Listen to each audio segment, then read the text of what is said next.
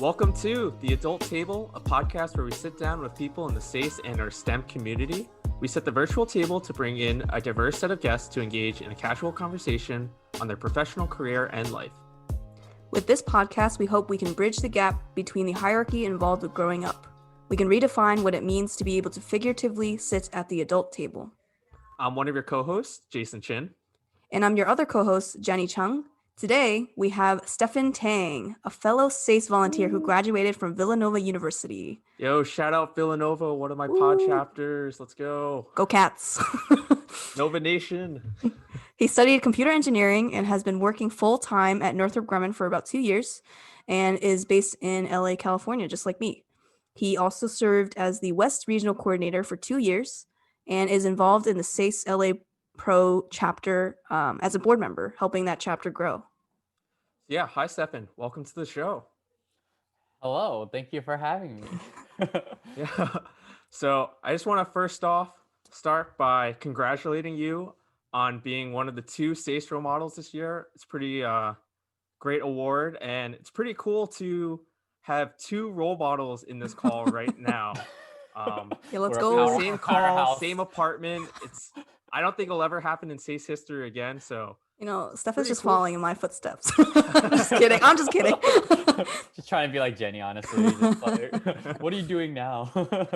Yeah. But yeah, you got to get ready for your magazine pictures. Jenny has some pretty hot fire photos on the magazine, so you got to get ready. Yeah, I'm trying to be hot too, Just want to take a picture of me and be like, dang, this guy looking good. I'll be like, yep, that's me. Yeah, you do be looking good. But yeah, I think it's well deserved. Just from Jenny's introduction, you could really see how involved you are and the commitment that you have on basically all levels of SASE, the collegiate level, starting your own chapter in Villanova, and then being involved in the LA Pro chapter, as well as being involved nationally as a West Regional Coordinator. So I guess to start, I was just wondering what the experience has been like to get role model and what that award has meant to you. The experience to get role model and what it means to me. I mean, yeah, that's a pretty good question, honestly. I mean, like when I first started my Villanova chapter, back when I was like a junior in college, I don't think I would ever have thought like, oh, I'm going to be on this magazine of like SASE, right? Because I just discovered it and, just kind of going through getting my new e-board members, trying to build our chapter, have these different meetings, get people to conferences. And I think like throughout my experience with SASE, like I think I've grown a lot like overall from college and even to like being a West Regional Coordinator to help, different chapters in my region grow and address different issues that they have that I've kind of went through myself with funding or getting the engagement and marketing and stuff like that. And I guess getting to role model, I think it means a lot to me, like to kind of be at the face of SASE, just to, I guess, inspire people, but also to kind of act as like a mentor to help people out in this community. Because I know they definitely have given a lot to me, has helped me significantly in my life, and I guess helped with my transition moving out here to California as well. So yeah, I think it's an honor and a pleasure to be the SASE role model, and I hope that I can inspire the next generation of scientists and engineers and show we're not just common folk. We're pretty diverse and in our own ways, and that a lot of people do a lot of different things that are pretty unique. So yeah, agreed. Yeah, when I was chosen last year, not to make it about me, but gotta hype you up all the time. Yeah, when I heard, I was like, wow, like I couldn't believe that I had was chosen for this, because it's like, oh my God, means that people, well, one means that I guess like I have been doing a lot, and I don't know, it's like, oh, humble. I'm like, okay, I was involved in a lot of things, but also like people noticed my work, right? So it's like I did have some sort of impact in this community, and even with everyone that was nominated, it was like, yeah, like everyone has done so much to help SASE grow in their own way, as like whatever president of their chapters or regional coordinator or just like planning conferences and stuff like that. So it's like crazy to see that like out of everyone, it's like, oh, me? Are you sure? But yeah, I mean, going off of that, Stefan, like you mentioned, like starting your own chapter and everything, were there any like difficulties you found like when you were deciding to start out this chapter, like getting that engagement that you mentioned? Like how did you actually go about like building your own chapter and getting people to actually want to come out to like that sort of club? Right.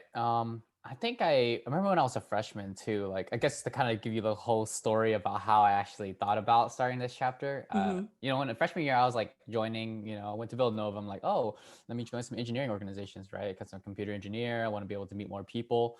But there wasn't one for like people of like Asian heritage or Asian background. Hmm. Mm-hmm. But obviously, like I'm a freshman. Like, what do I know about like running a chapter or starting anything up? So I just kind of like went with my friends.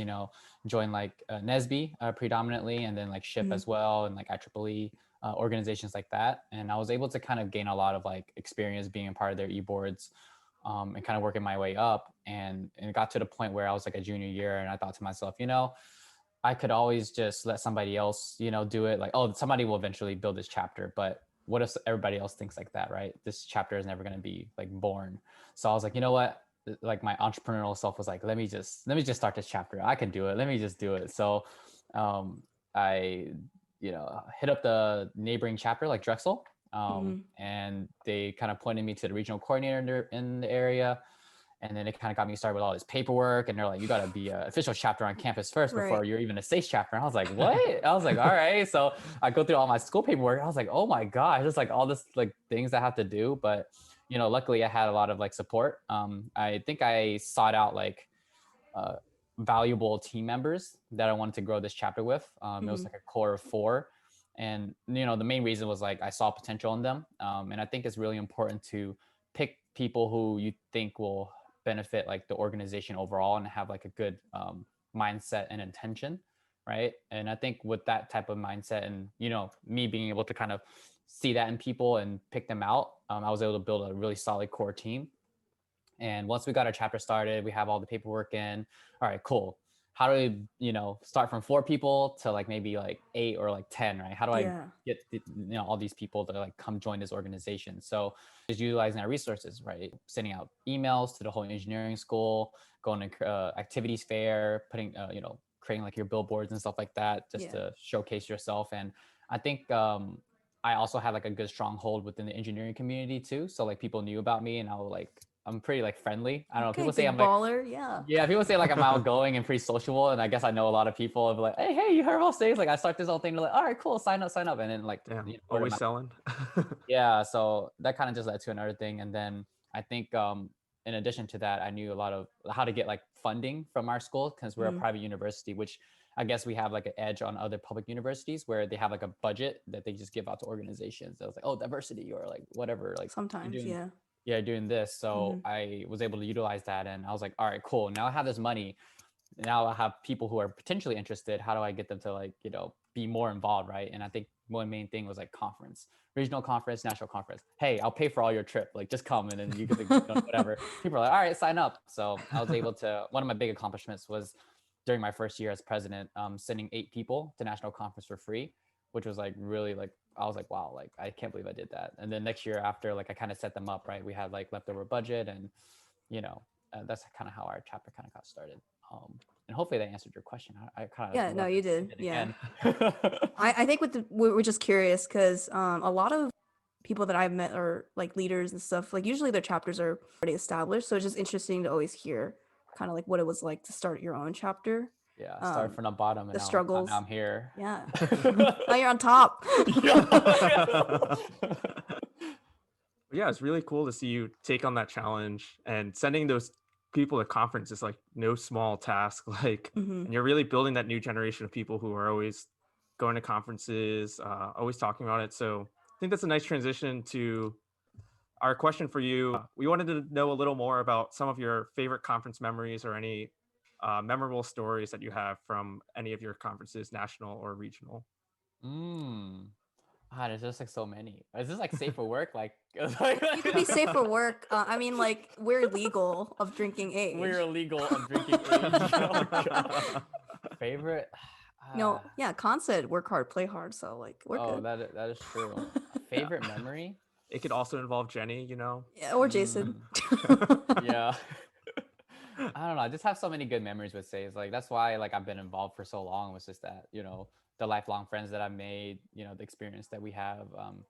Waking up early in the morning for conference, and then doing our workshops and stuff, and then partying hard at night, and then go the next day, Yeah. repeat the same process, and Yeah. it's like a a really great like couple days just going hard at it. But I don't know if I had to think about like the most recent one maybe, or the first one. I think maybe my first year as regional coordinator. I think that was like my best year because I was able to bond with a lot of the regional team, like the Northeast, Southwest and Midwest, Mhm. all the regional coordinators.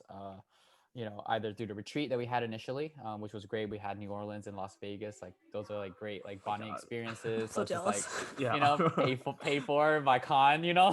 It's like, hey, thank you, sir. Thank you for treating us to after we and all the hard work we put in. But Yeah. I think those were like great experiences, like bonding with the SASE regional board members. And um yeah, that just kind of sums it up. There's a lot more, but I'll just stop there. Okay. I mean, I have one. Well, it was like because like last conference at Pittsburgh, like I was with like me and Stefan like we were staying in the same like hotel, and then he had landed like earlier. But I mean for conference usually like I'm always running on like no sleep. I'm like and I function somehow well. And I landed like late at night, but then like we went out and then I had to run a 5K or something. But Jason, Yeah, so this yeah. involves all of us here. So I had to run a Yeah. 5K. We went out drinking. I slept maybe like 2-3 hours and I had to wake up at like 5-6 a.m. to run a 5K, and it was rainy. But it was a good time. Like I have no regrets. Like I trained for the 5K, so like I was good. But then just the drinking just threw me off a little bit because I was dehydrated. Yeah. But like I wasn't like hungover or anything. Yeah, I Mm, remember waking up. I'm just like, because we went out the night before. I was like, oh, Jenny, where are you? And I was like, what the heck? And I was like, oh wait, she went her 5K. Oh, okay. And I went back to bed. I was like, oh, she fine. And There then was she, yeah, there was a point in the 5K where Jason was literally carrying me. I think, do you remember that? I have video of that. Yeah. holy, Yeah, I was hyped. I gotta finish it off strong, Yeah, we finished in holy. like 30 minutes, I so don't it's know good how you guys 5K. do it. I just like, That was great. I feel like all conference stories like either start with being out super super late or waking up super super early. Like there's Yeah, no sleep in any conference story at which is all. like the fun of it. Yeah. yeah. Yeah. But yeah, I remember West Regional Conference last year, Stefan. I had talked to you there. Mm, I had met you like the week before because I visited LA, but right. I remember I approached you and you were at the pong table and you were just talking a bunch of smack there. Oh I yeah, just remember I'm a that trash talker, fond- yo. I'm a trash talker so He is. hard. Yeah, so I had to go over there. I had to check it out, see if you were really you had the skills for it. But Mm-hmm. for the sake of my story, I'll say that I kicked you off the table. I beat you, but Ooh. I don't Ooh. remember this. We need a rematch. Yeah, I remember beating everybody. no, for sure. Stefan was there for like I swear the whole night. Ooh. Okay. I forget who my partner was, but they were really good too. Yeah. I guess okay. Networking. Yeah, you always got to network. Mhm. I guess transitioning to networking. So I guess Well, a more like conference related still in terms of like working and stuff like that. I know we're really jumping around here, but I think that's the fun of it, right? Yeah, keep them on their So toes.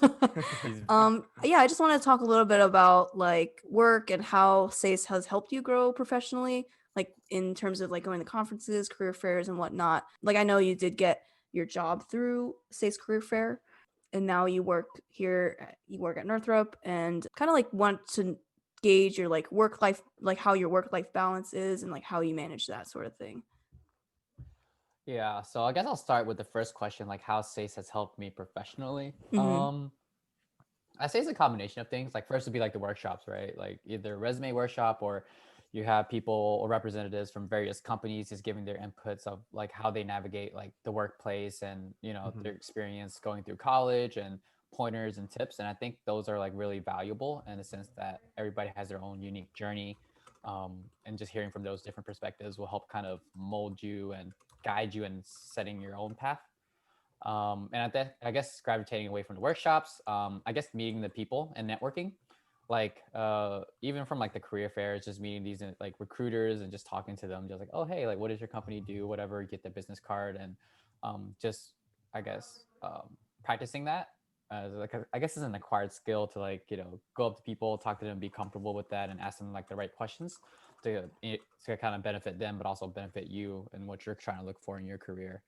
And I guess just general, just networking within like the SACE community, right? From various chapters. I know that, you can go to any city and just be like, anybody, willing to house me or whatever. And people are True. more than willing to Yeah. help you out, right? And that's Yeah. part of like the SACE network. And I think that by meeting a lot of different people, you kind of, you know, you never know what the future holds. You know, they may help you out in one instance or another. Yeah, that's actually But how me and you met. That's yeah, how I'll I just be met like, Stefan. Yeah. yeah, she posted on Facebook, and I was like, hey, you working for Northrop or interning there? Yeah. I I'm was I'm like, I'm working there full moving. time. Yeah, and I'm like, what are they full time? You want to be friends? And she's like, yeah. And I was like, Because cool. I was like, I knew no one in the West Coast. And there's like, Yeah. oh, two East Coasters moving to the West Coast. Yeah, so Oh, that's wow. how we kind of bonded there. And I Hmm. guess like transitioning into like work-life balance. Honestly, like working, like after you're done work, you're just free, right? And it's kind of up to you what you make of your time. And I think for me, during my first year especially, like I just wanted to meet as many people as possible because I didn't really have any foundation here. I didn't have any friends other than like my cousins that live semi far away. So Hmm. I'm just like, all right, what do I do if I don't like it? Then I can always move back to the East Coast where I have all my friends and family. So I just went on to all these happy hours, networking events. I joined like volleyball clubs, beach volleyball, like Nice. all these different things. And I think the cool thing about, you know, California is, or I guess for Northrop and the LA area, is that there's a lot of young people. So it kind of feels like a college 2.0 where you're just partying or like working and hanging out with people who are post college. So they're all like, Yeah. yeah, you know, what's up? And yeah, it's a great time. And I think you just kind of make them the most of what you have, right? You kind of balance it out. If you want to do more you know, solo activities, studying, you can choose to do so, or you can just choose to party or go out, like is whatever you make of it. And there definitely is burnout if you work too hard, but I think that's why you have PTO to like go on trips. And that's what I usually do too. Like I usually do one international trip per year and multiple domestic ones per year. Okay. Mhm. And you know, that hasn't really happened this year because it all got canceled. I was so sad, but you know, hopefully next year everything will, you know, resume and get back to normal, and I can kind of, you know, explore different countries and stuff because I just love the experience of trying different foods and just visiting all these different landmarks between different countries. So Yeah, I definitely relate to how the states community has helped. I know when I moved out to San Diego for a co-op, I had reached out to the UCSD chapter, Mhm. and it yeah. was really nice to have that similar community vibe when I was out there. Really didn't have anyone to meet up with, anyone that I knew. And it's funny too, because Amberly, who is also part of our podcast team, was the president of UCSD at that time. And that's kind of how we connected. And yeah, now we're working all the time too. But I know you mentioned a little bit about burnout in terms of work, but I guess I was wondering your thoughts about burnout in terms of your SACE work since you've just been involved for so long. So I wanted to know like how you addressed it or how you kind of worked through that throughout all those years being involved in SACE as on top of all of your adulting stuff, taking on a full-time job, moving across country, you know. Oh yeah. Yeah, I would say like the most burnout I felt with SACE is like when I first started my chapter. It was just like Mhm. everyone just looked to you, right? They're like, you're the guy that's gonna lead this chapter. Like, you know, what do we do? So that I think that was like the most stressful time, and on top of like balancing classes, because I know junior year was like my hardest year with like all these technical courses, and I'm just like, what the heck is going on? And trying to, you know, at least get decent grades and pass, you know, while trying to start up a SACE chapter. And I think that was like the hardest, like, you know, part. But I think now, you know, being regional coordinator for like 2 years, like it wasn't too bad. I think it's just like, you know, you have your consistent meetings, you're meeting with your chapters, but as a regional coordinator, you kind of set your own time.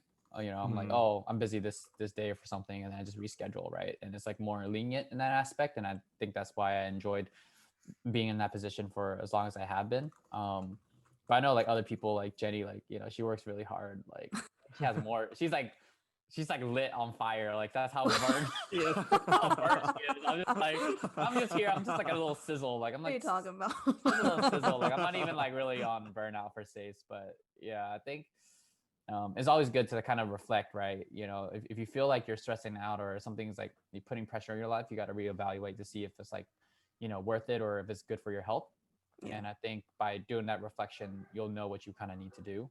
And I don't think people are going to like knock you for it, right? If they know that you got a life to live, you got other responsibilities and things to kind of take care of. And it's kind of up to you to kind of drive yourself to do that because, you know, you have to take care of yourself first before helping others. Yeah, agreed. Yeah, that's something that I've learned throughout the years, and I'm getting better at it. So it's just like I think it's because like I was like young and like I can do everything, and then you reach a point where you're just like, I can't. There's no way physically like I can do everything, and plus like 100%. you know like this is a volunteer effort, and like I have an actual job now full time where I want to focus more on like building a career and stuff like that. So it's like for you youngins out there, if you're listening, You youngins out here, because I'm a boomer. I'm yeah, kidding. no, you'll learn. You'll learn. I'm That's not a fine. boomer. I know. I'm just joking. I'm just trying to imitate.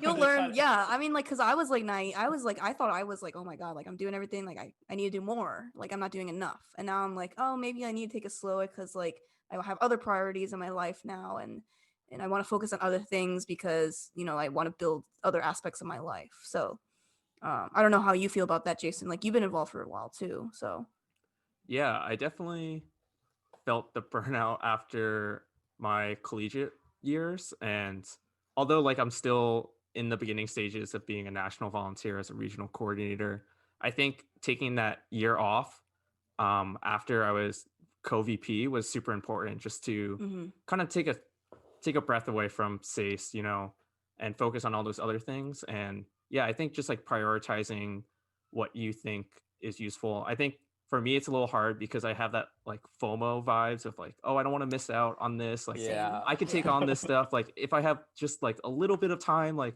yeah, sure, I'll go do that and I'll squeeze in whatever. But yeah, I think learning a little bit more about that and trying to kind of just be okay with saying no. And yeah, like Stefan, you're saying, people will understand. You need to take care of yourself first, before you could be a volunteer, be effective at your job first. So I think just learning to be okay with that. Yeah, but I guess moving forward from being productive outside of work, we were wondering a little more about some of the goals you had moving forward in terms of your professional life and also personally. Hmm. Okay. So I guess professionally, you know, kind of being engineering, like I don't want to be like technical like forever, right? I think my goal is to kind of move towards like the management track and kind of move up to be, you know, executive leader within my company. And I think I've been looking into like getting an MBA at first because I'm like, oh, this is what all these executives have. Like, I need to get MBA, but you know, they're freaking expensive, and Yeah. with like education assistance, like I don't think it covers like the full cost, which is like 100K plus. So I'm just like, maybe I should look at other Jeez. options. And one of my managers recommended like an engineering management degree, and I was like, oh, like that sounds interesting at UCLA, and I was like, oh, maybe I should look into that. And you know, after reading it and you know talking with a few people, it seems like a pretty good, you know, pretty good gig to do. So that's kind of like my next step, is to try to pursue that and get that degree. Probably take like 2 or 3 years, but I think it'll help me progress and propel myself to kind of be competitive with other people who are trying to, you know, move up within a company. And I think it'll be a good experience too. And I can finally be like a Bruin. I'd be like, go UCLA, have like a West Coast school. I don't know what their like chants and stuff are, but I will learn it once I get there.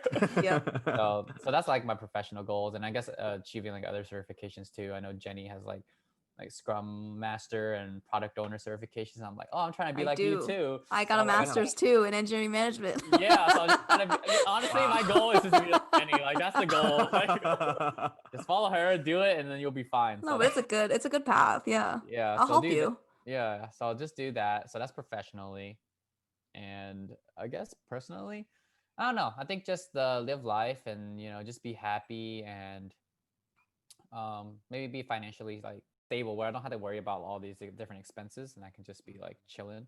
If I want to be like, oh, I'm gonna go on this trip or I'm gonna do this and this and this, I don't have to think Yeah. too much about it. And I think that's kind of the point where I need to be, or looking to be, Mm-hmm. to really feel like I've been successful. But overall, like I am thankful for all, you know, all the, you know, people that have helped me get to where I am now. Like you know, I wouldn't say like I'm sad or mad or anything. Like I'm still pretty happy, but you know, there's always a goal to reach, and you got to set yourself up to kind of keep chasing towards certain things. So Right.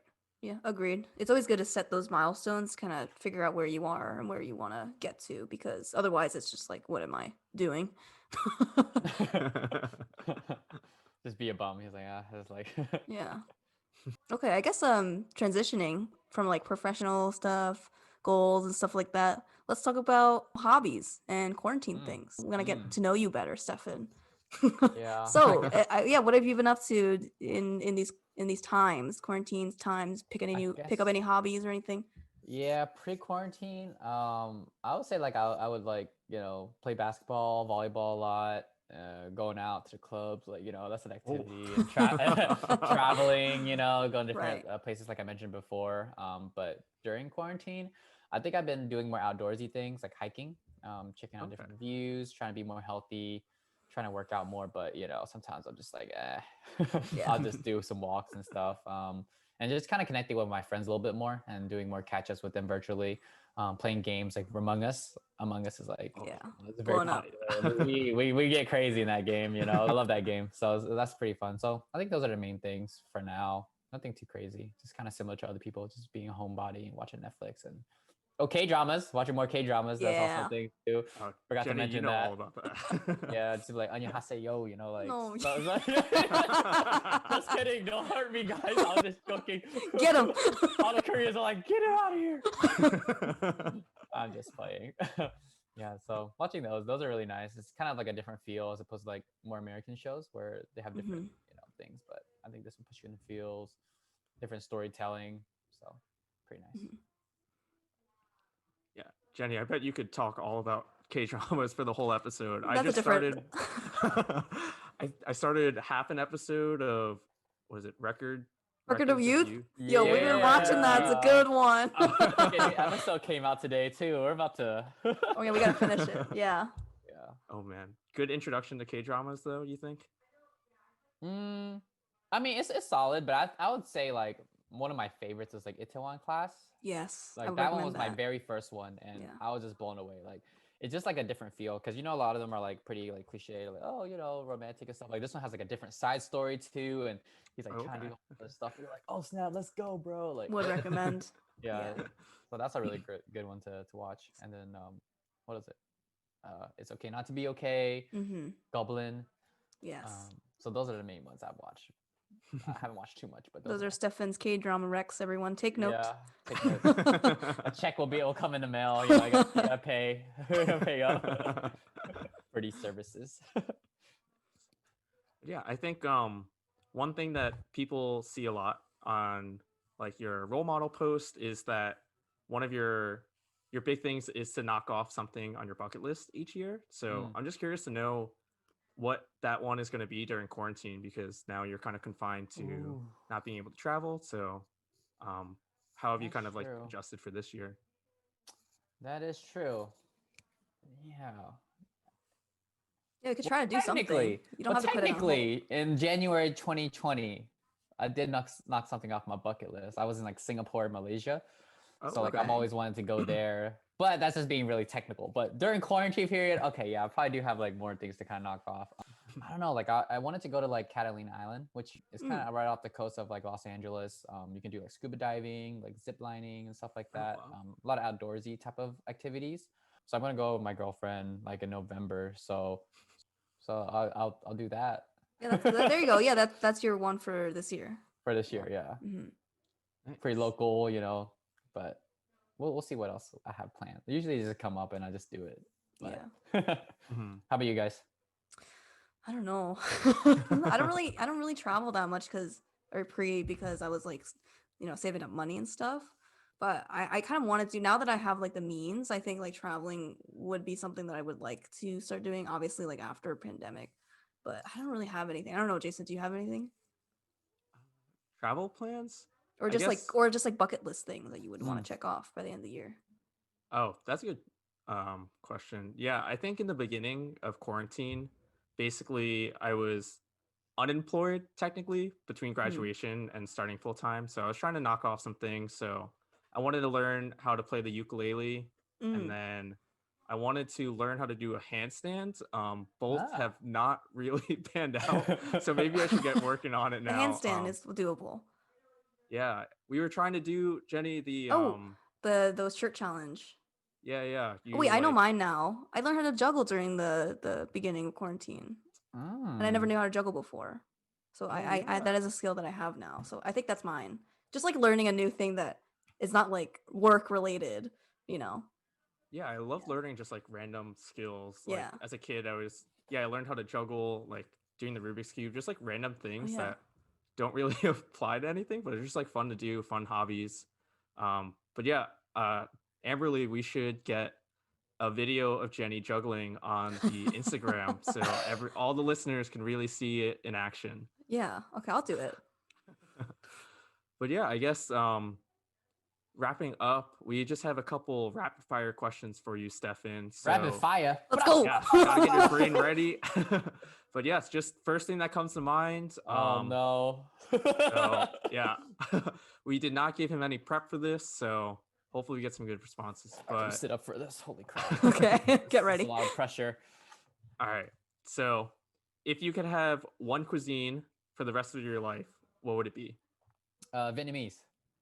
What's your go-to boba order? Oh, Thai tea with boba. Oh, What great. about okay? What about like sugar levels? I'm sorry. I'm Sugar gonna ask. levels? Oh yeah, like half sugar because I used to start at Okay. 100, but half sugar, Okay. less ice. Yeah, that's how I do it. Okay, what's your favorite place for that? Oh, Seven Leaves out here in California. Yeah. But there is this new local place called Cafe Pruvia, and they make like a pretty bomb like lavender matcha latte. It's like freaking. It's pretty good. So I usually do that too. So I have my rotations that I go around. Okay. Okay, nice. And if I want to go to OC, like One Zo with their chrysanthemum boba. Okay. Yeah. Okay. No. There's a lot of good places here. Yeah. Rapid fire. Okay, so if you weren't in STEM, what could you see yourself doing? If I wasn't in STEM, at first I thought it was like business, but I was like, that sounds so boring. Maybe some like music or like acting, but that's always like Okay. a celebrity type of thing. That's like Yeah. my goals, but Okay. Ooh, okay. Maybe take the TikTok career path. Yeah, dance, maybe. yeah. But that'll make me like a Gen Zer. I'm a millennial. I can't stoop below. No, I'm just playing. Oh, you're Oh scaring my off God. the listeners. I know, man. like, listeners are like, you don't like boomers, you don't like freaking Gen Z. All right. All right, moving on. Do you have a handful of people that you want to shout out from either Villanova or any of your RC chapters? Oh, shout out to my Villanova chapter. Go Cats. Go Cats. For SoCal chapters, like UCLA, USC, Cal State Long Beach, UC Santa Barbara, UCSD. Ooh, we want to know names though. No, you don't need. You can call people out if you want. I just do all the above. Like everybody's great. I Oh, can't just single out people. That's so nice. 'cause people Okay. don't hack me out. And then lastly, do you have a guilty pleasure song? Guilty pleasure song. Ooh. Mhm. Or something you're listening to on repeat right now? Oh, Either one. I mean, I do have a guilty pleasure song. Like Okay. when I was like in middle school, I think high school, like "Baby" by Justin Bieber. Like, Yes, Oh. classic. It like slaps back then, and I was just like, man, nobody really liking Justin Bieber out here, so I had to be like a low key Justin Bieber fan until he He's a blew up. believer. Yeah, and when he became like cool again, I was like, I was with him from the start, but I was also like in the closet because I was scared of getting jumped. Oh no. Stefan's pulling out all of his Justin Bieber swag out of his closet. Yeah. He's like, 2008. That was me. That's funny though. He did do like one shoe collab with the Adidas. He It's like did? the Neo brands. So it was like the high top ones. And I was like, oh yeah, I gotta get this, and I got it. Oh, But you I was did? like, yeah, it was very interesting. Yeah, but I just Oh. realized like I was back at home with my parents, but I haven't worn it for a while. But still fire. Damn, I gotta look those up, see what that looks like. Yeah. It's not too bad. It's almost like a Jordan 1, but like. Hmm. Yeah. Did you just compare Michael Jordan to Justin Bieber? No, I said it looks like it. I didn't say that it is. I would never. I'm gonna get jumped by the sneakerheads now too. Great job on the rapid questions. But yeah, one last thing we like to ask before we wrap up the entire episode. In the theme of the adult table, we want to know, in what part of your life or what major event do you think made you graduate to the adult table? I mean, there's so many things. Maybe just like moving out to like the other side of the country, just having like a full-time job, your own apartment, your own bills to pay. I think that was like definitely a big milestone. Because I know when you're in college and you have like internships and stuff like that, it doesn't really count. But when you're actually like working full time, I think that's like a first initial step in graduating to be in the adult table. But Mhm. also another big adult move is like I also bought a house, so like that was like a big Flex. big flex too. But honestly, I just try to be financially sound out here, making some good money moves. But I think that's another big milestone. So definitely trying to like different things like stocks and investing, stuff like that. So those are all adult things to kind of think about. So Hopefully Yeah. that answered your question. of Agreed, How I yeah. graduated.